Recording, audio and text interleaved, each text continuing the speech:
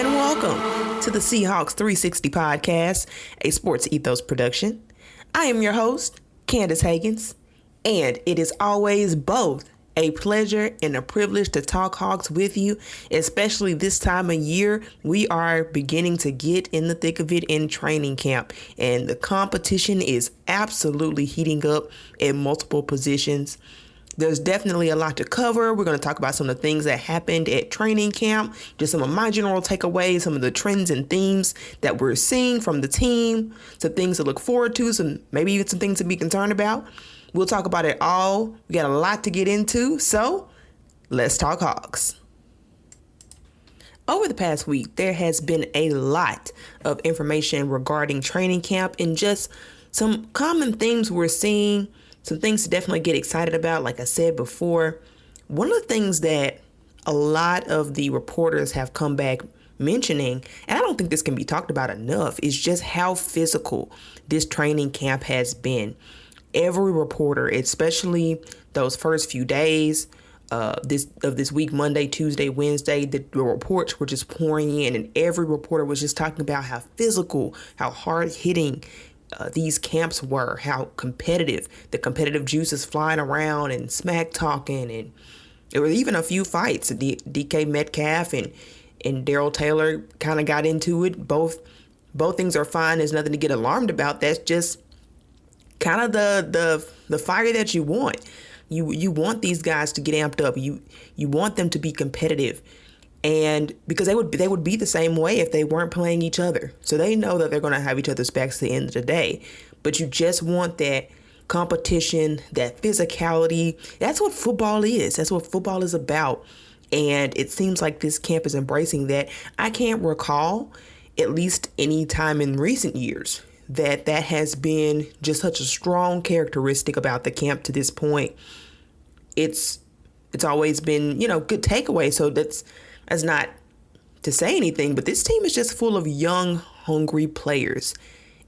Everybody's trying to prove something. Everybody feels like they have an opportunity to get a spot on this roster, because more than ever, there are just some spots that have opened up with the trading of Russell Wilson and the cutting of Bobby Wagner. It just opens up a lot of opportunities. This team is just going in a different direction, and these players sense that this is a great opportunity for them, and they are looking to take absolute full advantage of it. They're not holding back. They're going all in, and of course they're taking care of each other along the way. But they got something to prove. These guys seem to have some chips on their shoulders, and that's the kind of football that at least I would like to see. It sort of reminds me of a 2011 Seahawks team that had a lot of young players with things to prove, with chips on their shoulder. And it's not the same. It's not the exact same chemistry or mock-up. You can't recreate the 2011 team, point blank, period. And I don't think they're trying to recreate it. But it is refreshing, at least to me, to really see this team go back to its roots, to what made it successful, to what the Seattle city, to what the fan base rallied around. And that was the underdog mindset. We don't care who you are. We have no fear. We've got something to prove mindset. That's, to me, something you got to love. It's what made me fall in love with this team and its culture. And I'm sure it is a big part of us. It has a special part in all of you guys' hearts as well. And so that's something that's exciting to see. As a result, there have been a few injuries here and there. Jordan Brooks had a minor ankle tweak. Sidney Jones is in concussion protocol. D. Eskridge has yet to see the field. Maybe we'll talk about that in a later podcast, but D. Eskridge has yet to see the field. Now, he has been dressing. He's been in pads. He's been doing some light work on the side. He's not yet been able to fully participate at any point during training camp. So we'll continue to monitor that. But outside of that, those are the only injuries that you've really seen from this team. And that's pretty good, especially considering how physical this camp has been to this point. So that's one thing that stood out. Another thing is the speed. And I think that was apparent early, before training camp even started, was just how fast this team really is on both offense and defense. You got absolute playmakers like DK Metcalf and Tyler Lockett, and then you throw in a Marquise Goodwin who is an Olympian, who's got Olympian speed. You also got guys like Tariq Woolen on defense, who seems to be doing a very good job of keeping up with guys that fast. Jordan Brooks can fly. Josh Jones, who really made an appearance and really made sort of a stamp for himself towards the end of the season in that Cardinals game when he had to play. He made some plays and he stood out, and he has continued to build on that foundation in training camp. He seemed to be flying around and absolutely laying the wood. There's just so much speed and physicality that you really love. That's not a combination that you often see too often. Physical sometimes means slowing it down, grinding it out, getting it ugly. And that's not saying that this team won't have some ugly games, because I think it'll have plenty. In fact, it's fair to predict that most of these games will be ugly, win or loss. But to still be able to provide some speed, some finesse to that is just a rare combination that I think will be fun to watch this season. So I'm excited to see how that looks on the preseason, in the upcoming preseason game that will take place on Saturday. Another thing, though, that's not so exciting, that you don't love to hear, is that the quarterbacks have been struggling in the red zone. And that's been really the case this whole week. This whole week, it seemed to be a reoccurring thing, that even more so than it was the week before. They weren't doing great at the red zone the week before, but it just seemed like the offense was more boggled down than ever, especially in those red zone positions. They at one point had 18 attempts within the 20-yard line and no touchdowns. That's concerning, to say the least. You don't want to hear that, especially when this team has been good at red zone efficiency under the tenure of Russell Wilson for so long. And you didn't expect to be able to keep up with the efficiency of Russell Wilson with him being traded. But 18 tries to not have any success is concerning. That is a concern. Ultimately, you win games by putting points on the board. And neither one of these quarterbacks have really shown a consistent ability to do that. We'll talk a little bit more about that later, but consistently, that's something that's been a reoccurring theme. And I'd even say that's the case with Geno more than it is with Drew. That's even more so the case after the mock game. We'll talk about the mock game takeaways here in our next segment.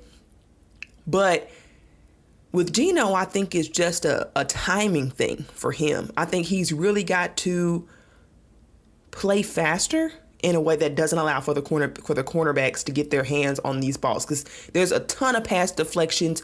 And don't get me wrong, our cornerbacks have been lights out. They've been playing lights out in training camp to this point. They've been showing out, making plays, pass deflections, interceptions, just absolutely bothering it, not making it easy for our very talented I'm not going to say wide receiver room, because it does drop off after DK and Tyler Lockett, but making it difficult for players like Tyler Lockett and DK Metcalf, who we know are elite players. So that says something in their ability to kind of get in those guys' faces and make it difficult. But it also says something about the quarterback. It shouldn't be that consistent that the cornerbacks are able to make that many plays and be so dominating. So that you'd like to see a little bit more balance. You'd love to continue to see the cornerbacks making plays, pass deflections, interceptions. You'd love to see all that, but you just want to see it a little bit less. You want to see a little bit more offensive efficiency, ability to score touchdowns, because this team is going to need that, point blank, period. Speaking of the cornerbacks, I will be remiss not to talk about what is officially, hands down, the most competitive room at this point. The competition is absolutely on at the cornerback position. That is one of the main takeaways. There is not a day of practice that goes by where people aren't just raving about how impressive these cornerbacks have been and how deep this room is. Now, this is something that I anticipated. I anticipated that this would be one of the deepest rooms, but I didn't think it would be number one. And it seems like it is number one. You start off and you've got Sidney Jones and Artie Burns, who have been taking most of the first team reps because they are more veteran savvy. Artie Burns, having had his second year in this defense, seems to be taking really nicely to it. And he seems to be getting particularly under the skin of DK Metcalf, who has struggled not to be able to get catches and really be effective and really be a factor. He has struggled with Artie Burns guarding him, and that is in no small part due to his ability to properly match up against him, to get in his head. Even when they played together in last year against the Bears, DK Metcalf did not have a good game. And that's because Artie Burns was covering him. So those are things that you like to see. And those guys are really making a push to be the starters. But then you have rookie players like Kobe Bryant, who, though had struggles towards the end of training camp, has made plenty of flashes and plays, pass deflections and interceptions himself. He's just been all over the place, putting himself in proper position to really make plays for the defense. I think positioning is important, and he seems to have a knack for just being at the right place at the right time. He seems to have a knack for just being a ball hawk kind of a player. And this is something that this team has missed, particularly over the past few years. A lot of the sources of interceptions for the Seahawks have been due to Quandre Diggs at safety. His interceptions have been some of the only ones. Last year, he did have the only receptions for the team until DJ Reed had two towards the very final week of the NFL, I believe. And that just goes to show you how poorly the cornerbacks over the past few years how inefficient they have been at getting turnovers. Even pass deflections have been few and far between. And so you love to see a rookie like Kobe Bryant come in and really he got a lot of the first team reps when Sidney Jones went out. You saw Kobe Bryant come in and play well. He did get burned by Tyler Lockett. Tyler Lockett burns a lot of cornerbacks. I wouldn't be particularly discouraged by that. He's new. He's going to take his lumps. That's what you expect from a rookie. But the flashes that he has shown really gets me encouraged. He's going to be a solid guy for this team going forward. And kind of when training camp started, Tariq Woolen was the most exciting prospect by far just because of his sheer size, 6'4", 4'2" speed, long arms. He was the prototype of what Pete Carroll would want, but he just didn't have the experience. He only started 14 games at cornerback, being a converted wide receiver. And everybody kind of assumed that he would be a project. He was going to be raw. He was not going to be polished enough to push in the starting competition. Probably after a year, the hope was that he would be able to better contribute, meaningful snaps, maybe push for a starter spot after a year of sort of getting his feet from under him. But with each and every practice, each and every opportunity, Tariq Woolen seems to be taking absolute advantage of the opportunities given to him. And he's making a strong push in a case to even start over Kobe Bryant because of his athleticism and his speed and just all the physical tools that he has. He hasn't yet to this point, and it's still early, but he hasn't yet shown any true liabilities. I haven't heard anything where he's just done something wrong. And I'm sure he's not been perfect every play, but even plays that, the wide receiver gets a reception, I always hear that he was in perfect position. That was just luck. That was just better offense. It was just a better ability. There was nothing more from a defensive perspective that he could have done. I'm not hearing a lot about him getting flags, which was my number one concern. I didn't think that Tariq Woolen would be ready to go year one because I thought he would probably have too many tendencies to hold, to pull, might still need to work on the technique. But that doesn't seem to be stopping him. He seems to be putting it together far quicker than I think anybody anticipated. And so you've got him coming up the ranks while Sidney Jones and Artie Burns haven't done anything to lose their spot. But these rookies are pushing them, pushing for playing time, pushing for opportunities. And how can you not consider it? Getting your rookies out there on a rookie year deal, guys who could really make the difference for you long term. It's tempting. What decision the coaching staff decides to go with, I don't know. Now, I think you're going to see these guys rotate out pretty frequently, I would think, just because you want to get, especially your rookies, some reps, and you want to spell your cornerbacks from time to time. And that's not something Pete Carroll has historically done, but we saw him do more of that last year, I feel, in order to kind of get everybody and see where they fit in. He did some more switching than he has done in the past. I'm hoping that trend continues, because these are guys, no matter who starts, these are guys who you want to see competing for minutes and playing, making contributions to the Seahawks roster in year one. They're just too talented. I haven't even started talking about Trey Brown, who showed excellent flashes in his short time in a small window as a rookie. He is smaller in stature, but he is aggressive. He's got great football instincts. He seems to similar to Kobe Bryant, know where to be, the right place at the right time. He's very good at press, and he just has a knack for this. He just is a natural, aggressive, good cornerback. And he hasn't even gotten an opportunity to enter this competition. So he's still coming as he recovers from his Achilles injury, so I believe what it was for him. So you hope that he can come back and be able to compete. Right now, he is just simply behind the curve. It's unfortunate for him, because I thought that if there was going to be somebody to start, it would have been Trey Brown when he got healthy. I just didn't think that the rookies were going to be in a position to be able to start. I was wrong. I'll just flat out say that. I was wrong. And these guys have absolutely come out and showed out so far in training camp. So that's something that you absolutely love to see. And a couple of other quick notes of training camp before we move on. Cody Barton, who I will go on record as being very concerned about. I have my concerns about Cody Barton, particularly from a run perspective. I've seen him just get absolutely picked on in the run game, especially, and just bulldozed over, and it's not pretty. I've also seen him have lapses in pass coverage, not supposed to be his calling card. That's supposed to be the one thing he's good at, and I've seen him struggle at times on the field when he's been given snaps, and these are limited opportunities, I'll give you, but I have concerns, and he's shown me enough for those concerns to be valid when he's played on the field. Sometimes it's not always bad, but, I've always wondered, is he a starter caliber kind of guy?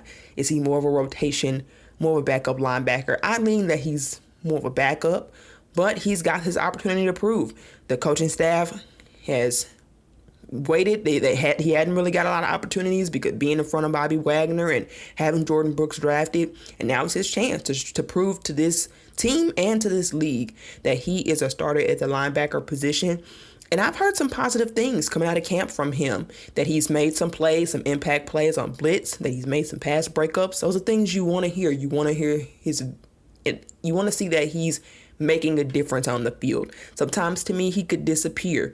And so it's really good that even if he is at times a liability in the run, even if he doesn't fix that, if he can show flashes and the ability to make plays on defense, that's going to go a long way, especially on a team where the defense will have to kind of carry, I think, some of the brunt of the load here.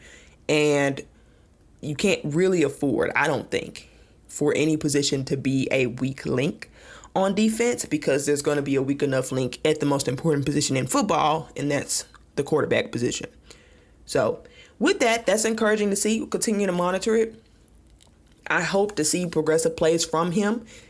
I think Cody is a great guy. He's waited his turn, and he certainly deserves this opportunity just from you want to see what he had. You want to give him a shot before you let him go in free agent. So you can decide if you really want him on this team. And if he's able to take advantage of it, that's even better. So something to monitor. And one more thing that should be noted, and it's pretty new developing, so we'll continue to track this into week 2. But the past 3 practices, Abe Lucas seemed to be taking a lot of the starting reps for the offensive line. Originally, it was Jake Curhan, the undrafted free agent. And lately, Abe Lucas has been pushing him. He has been taking all of the starting roles, and that's led to more flags. From what I understand, there's been more penalties. It's looked rough at times, and so they're giving him a shot at the one. We'll see if he'll be able to maintain it. I don't think and this could be wrong, but just from the things I've heard, I'm not sure that the offensive line had as many penalties with Jake Curhan as they have with both Cross and Lucas, 2 rookies, and that's to be expected. So that's nothing new. You can easily see that coming.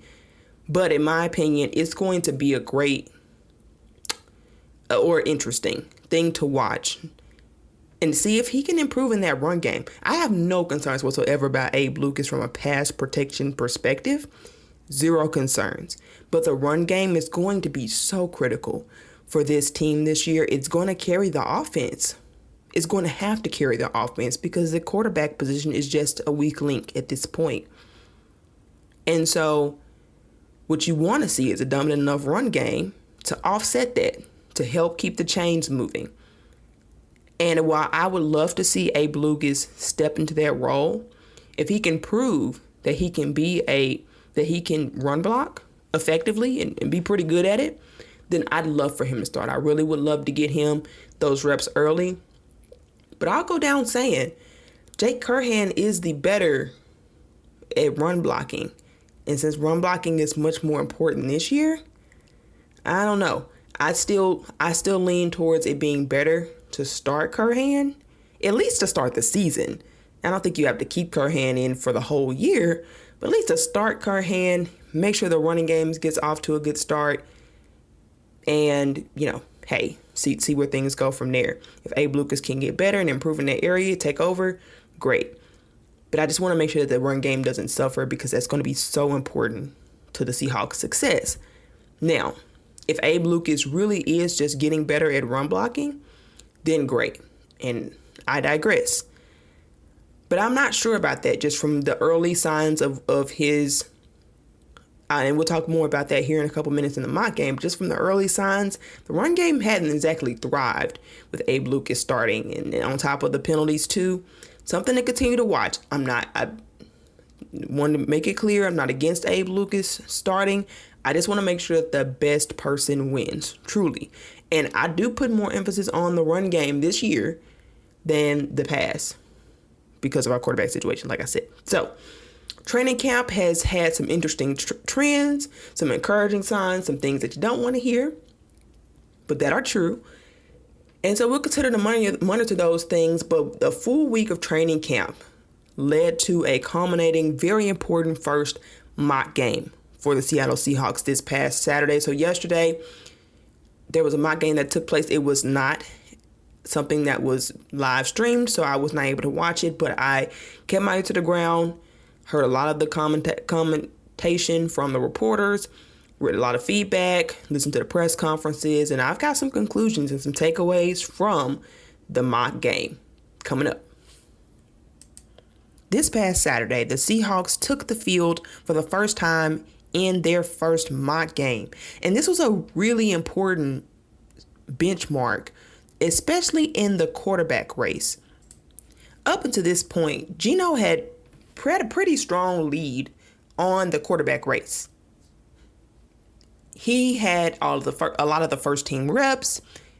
Drew Lock did have some first team opportunities, so he would have first team reps with the wide receivers and the tight ends, and then the next practice he would have some practice with the first team offensive line, but he had not played against the first team defense at any point in training camp. And so so it was always hard to compare. Yes, Drew Lock had touchdowns, but he played against the second string defense. Geno played against the first string defense. Did that make a difference in performance? And so this was the first time that they took equal snaps, both playing against the first and second defenses, both playing with the first and second sets of wide receivers to really compare who could take the most and who could make the most out of the situation that they were being placed in. And Drew Lock very handedly won that game, hands down. Now, both quarterbacks got off to a hot start. Geno Smith throwing for 6 of 8 for his first drive. He started off strong, not missing passes, just methodically marching down the field, which is great to see. Drew Lock came behind him and didn't miss his first 12 passes, which is incredible. He was 12 for 12 at one point to start. And then the second half really kind of got away from both of these guys. I'm pretty sure that they would have wanted to end on a stronger note than they both began, especially for Geno Smith. Smith finished his mock game throwing 10 for 19 for 94 yards. He had no passing touchdowns. And Geno's biggest problem, like I said, after that first drive where he came in hot, was really, I've referred to this before, but just getting the ball out too late. And then sometimes he made some poor decisions that almost got him intercepted, quite frankly. So he was nearly picked. I'm not going to say he was careless with the ball. He tried to be effective, but his biggest issue is he's got to get those balls out quicker, because if not, it just gives the cornerback an opportunity to play on the ball. And with these corners, they're going to do that. And most NFL corners will. And so that stalled out drive after drive after drive, and he just wasn't able to get anything going really much past that. He missed his following 4. He only made 4 of his next 11 passes. So you just really hate to see that go in that direction. This was really a letdown for Geno. He sort of did not take advantage of the opportunity, and I'm sure that he wished that he could do better, especially in that second half. Drew Lock, on the other hand, started out absolutely fire hot, 12 for 12, and you couldn't expect it to go on, right? He did settle things down, and things kind of came back down to earth for him in the second half. Also, something you not want to see. You really want to see the quarterbacks finish on a stronger note than they start, if you have to pick a side, if they can't be consistent throughout the whole thing. But Drew Lock still had a very, very strong showing. He ended up finishing his game going 18 for 27 for 185 yards, and he had the only touchdown that was passing for the night. So it was really great to see Drew Lock show his ability. It's not just that he had good statistic numbers. Drew Lock really made some smart decisions. There were some times where it was reported that you could see him sort of pump fake and maybe think about taking a big throw that might be risky, and he would just instead take the check down. That's something you love to see from any quarterback, especially coming off the Russell Wilson era, where seeing those opportunities were few and far between. Generally, Russ would throw that ball, and he'd be better at it than obviously Drew Lock would be. So his chances were much better at completing it. But it's still just good to see him, especially knowing that his decision making has been one of his biggest needs for growth. To just see him be intentional about taking the opportunities and just getting those extra 2 or 3 yards. He even talked about it in his press conference. It's better to be 2nd and 7 than 2nd and 10. And that goes a long way in the NFL. And he is absolutely correct. That is absolutely the right mindset that you want to see from him.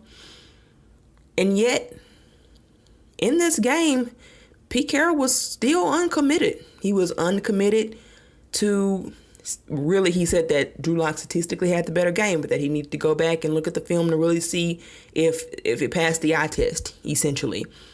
And I think that it did. I think those smart, efficient decisions that were made is exactly the type of thing that you want to see from Drew Lock. No one had a question about Drew Lock's ability to throw the ball better or to have more versatility in his offensive game than Geno Smith. The question was, who would be able to be the better decision maker, the better leader, to really rally this team together?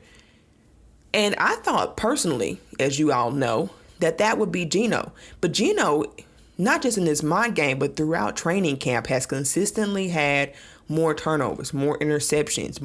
I'm not going to say more ill-advised throws per se, but just putting the ball in harm's way more frequently. So to me, yeah, it's still very early in training camp, but to me, Drew Lock has actually shown the higher floor as he's made less mistakes. Now, Drew Lock has not been able to prove that he can do that in a real game situation, and so that has yet to be seen. And Geno has proven that he can do that, and I think that's still where Geno takes the edge. But in terms of training camp to training camp, Lock was cooking. Should we just let Lock cook? I don't know. I'm beginning to question it. I'll tell you what. I've been an advocate for Geno, but really I'm for, and I'm going to be honest. I'm still hoping that Geno can rally together. But if Geno doesn't prove that he's the best quarterback, not just for, I'm not looking for, well, who can give us the most upside long term, because I don't feel like either one of these quarterbacks are going to be, they're not long term options. All of these are just 1-year options. Even if Drew Lock has a great year, he is not going to be the future franchise quarterback of this team. That's not, he's mediocre at best. Still, even if he puts it all together, at best he can give you a Baker Mayfield ceiling. And that's not what this team is looking for. They're not looking to rebuild just to have an average quarterback at best, who they still have to pay because he'd no longer be on a rookie deal. So I'm not considering, for this year, I'm not considering who has the higher upside, because it doesn't matter. Neither one of these guys are long-term options. Period. If they were, they would have proved it by now. So since they have not, these are stop gaps. And so the only thing that I care about is who has the highest floor, who can navigate the offense, make the least amount of turnovers, make the proper reads, the best decisions, and have the leadership qualities to rally this team together, good time or bad time. That's all I care about. And that's, I think, mostly what Pete cares about. He still feels like Geno has the edge with that. But I'm starting to question, because if Geno can't quickly fix his issue with getting the ball out quickly, he's going to turn over the ball more. He's going to put the ball in harm's way just by not fixing that. Not because he made the improper reads or not because he made an ill-advised throw. And also, you want somebody who can keep this offense going, who can keep the chains moving. If Geno's going to stall out after second and third down because he can't get the ball out quick enough and the cornerback deflects it, then this offense is just stagnant. He only had 94 yards. Geno had 185 yards. That's such a staggering difference. And it's not like Drew Lock was just throwing it all over the place. He took some short plays. I mean, he had maybe one big play here or there. Like he didn't really have a lot of big plays. It wasn't a lot of chunk plays. It just wasn't him throwing it down the field. He made the best decisions, which is the thing that you're watching out for him most. And if he can do that better than Geno, then I say go with Drew Lock. Now, I'm still in my heart really hoping Geno can pull this out, because like I said, it does not matter about upside for Drew Lock, because he ain't staying on this team. Drew Lock's not coming back next year, no matter what. He's just not. This team is looking to draft a rookie quarterback and develop him and try to build their roster, a Super Bowl roster they're hoping, around that quarterback on his rookie contract. They're seeing that as their best window. They're looking to get one of the best competitive advantages in football, and I'm not upset with them for trying to do that, because that's exactly what it is. You got an elite quarterback or even a pretty good quarterback on a rookie deal. You put enough pieces around him, he can take you on a deep playoff run. That's just how it works. We've seen it time and time again. And that's the window that you want to try to take advantage of. The Seahawks are looking to do just that. Now, one last note about the quarterback battle. Something that's interesting is I wonder if history is repeating itself a bit here. And it's still too early to tell for sure. We'll really get some answers after we see these preseason games. But last year, reports were that Drew Lock flat out beat Teddy Bridgewater in training camp. But yet, Teddy Bridgewater was still named the starter. That was for a variety of reasons, leadership and all of that. But I just wonder if history is repeating itself. And I'll tell you why I'm wondering that. The Seahawks had practice today. It was a walkthrough, low contact, no pads. But after a strong showing from Drew Lock in Saturday's game, the very next practice, he was still playing exclusively with the twos, which was a downgrade from where he was, because prior to the mock game, he had been mixing it in with getting some wide receiver work with some wide receiver ones, some O-line ones, not at the same time, but still, he was getting some work in with those starting positions. And for him on the very next practice to go to working exclusively with the twos at practice, I find it to be interesting, and it could just be because it's a walkthrough, so I'll throw that out there. But I'll be honest, I really hope history isn't repeating itself. I honestly want whoever honestly earns the position to do it. Whoever proves that they can make the best decisions. That's what I care most about. I, like Pete Carroll, am not looking for upside, but I am looking for who can put the offense in the best position and make the best decisions and play within the confines of what the scheme allows. That's what I'm looking for. That's what Pete's looking for. And I love Geno. I'm rooting for him. The team loves Geno. The players love Geno. But if Geno doesn't earn that spot, he's going to lose some respect anyway. If the team knows that Drew Lock really earned that spot and they plug in Geno just to plug in Geno, I'm not with that. I'm with let the best man win. And I'll be honest, I thought the best man floor-wise was going to be Geno, but that's not proving to be true. It's still early. Things can change for Geno. Things can change for Drew Lock. And the Seahawks can make it a little bit more of an even competition, but there has been some complaints, rightfully so, about the quarterback competition not being that competitive. All of these other positions we're talking about at corner and right tackle, there's been some change ups in the starting and who starts and who doesn't. There's just been, the competition is clearly there. But at the quarterback position, that's not been the case so much. Now, that's generally always the case in football. It's always compete unless you're the quarterback. Pretty much. That's true. But I just still think, given the situation of two quarterbacks who have not proven that they are starting quality, you'd think that that'd be more competition than what the Seahawks have allowed for. Now, it could be a gradual thing. Maybe they're waiting for a preseason game to make any changes to ones, twos. That makes sense to me. It seems like their approach has been anything Drew Lock gets, he's going to have to earn. I don't dislike that approach if that's where they're going with it, and they're going to, as Drew continues to be consistent, if they're going to give him more and more opportunities with the ones as he earns it. I'm fine with that because I think Drew Lock needs that, to be honest, given his flaws, given where he's come from, where people did say he maybe needed to be humbled a little bit. I think he needs to work his way into, like I said, it's the decision-making part. So can you be consistent enough with that? You can only prove that over time when it comes to decision-making. It's not just I got it one day and it's there from then on out. You have to prove that over time, and if that's what they're looking for, I'm on board. But I just hope that this really is going to be a quarterback competition and that Drew can continue to push Geno like he's doing, because the heat is there. Yeah, I'm pretty sure Geno's feeling the heat right about now from just the absolute fire that Drew Lock has shown out there on the field to this point. In other notes, moving on just from the quarterback battle, there were other takeaways from the mock game, one of which is just how many young players that we have that could really be stars. This draft could be foundational for the Seahawks, and it seems to really be going in that direction, and that's so exciting. Ken Walker III had an absolute standout, and his numbers won't blow you away, especially when you want to talk about the run game. The run game was a struggle at best. It'd be nice to say that the run game, that nobody had more than 19 yards. DJ Dallas led with 5 carries, 19 yards. That's not impressive.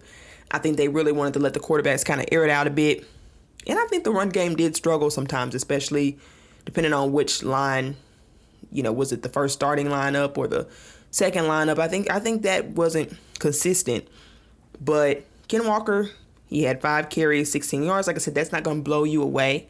But what I found interesting is that he actually had the 4th most receiving yards on the team, and he was a running back. He's the only running back on the receiving yards listed anyway, and he had 4 catches for 29 yards.